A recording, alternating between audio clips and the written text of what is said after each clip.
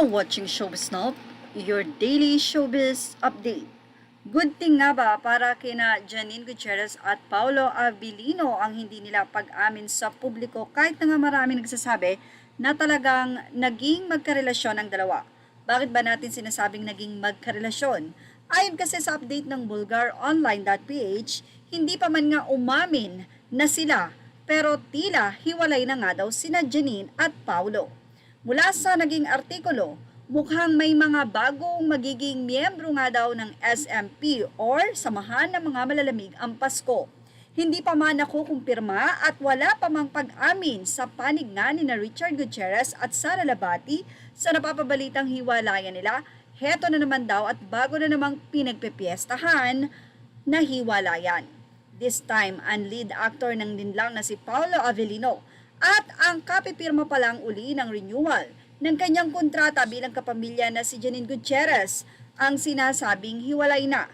Actually, napakatahimik pareho ni na Paolo at Janine sa estado ng kanilang tunay na relasyon. Kahit nga nung nagsisimula pa lang silang maling sa isa't isa last year nang magsama sa ilang TV and movie projects. Wala namang direktang inamin sina Paolo at Janine na sila ay magkarelasyon. Pareho kasing masikreto ang dalawa at ayaw na pinagpepiestahan ng publiko ang kanilang personal life, lalo na si Paolo. Kaya siguro nung unang press con ng linlang at kahit nung Thanksgiving Media Con ay todo iwas daw si Paolo na matanong ang status ng kanyang love life dahil baka nga hiwalay na sila ni Janine. Chinek na din daw ang mga post nila Janine at Paolo sa kanilang Instagram account at kapansin-pansin nga na medyo matagal na ang huling picture nilang magkasama.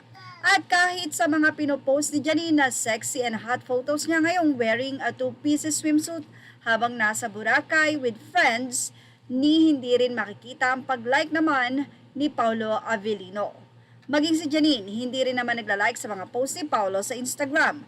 Sayang at hindi na daw na-interview si Janine nung mag-renew siya ng kontrata sa Kapamilya Network para sana nahinga naman ng update sa status ng relasyon nila ni Paolo Avellino. Well, kung hindi pa naman sila parehong ready na magsalita, edi let them be.